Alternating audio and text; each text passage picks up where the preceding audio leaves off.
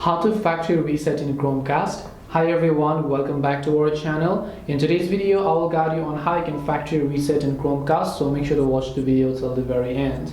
In order to factory reset your Chromecast, what you want to do is, remember, I'm using the latest generation of Chromecast. If you're on the older generations, one way that you can factory reset is by simply long pressing the power button of your Chromecast, right? But I'm using the later generation, so I can do so without all those buttons and so on. That is by simply going and navigating to the settings of the gear icon from the top right corner. On the left hand side, I want to simply select this option known as System. On the right hand side, I want to scroll and then look for the option known as About. And again, if I go to About over here, you'll find this option known as Factory Reset. You want to make sure to click on this Factory Reset option. Just scroll down, select Factory Reset. Your Chromecast is going to be successfully factory resetted. Everything that is on this Chromecast is going to be removed to its original firmware. This way you can factory reset your Chromecast. Hope this video was very helpful, and if it did help you, make sure to leave a like and subscribe to the channel. If you have got any more questions, feel free to leave them down below. Thank you very much for watching till the end of this tutorial, and see you soon in the next video.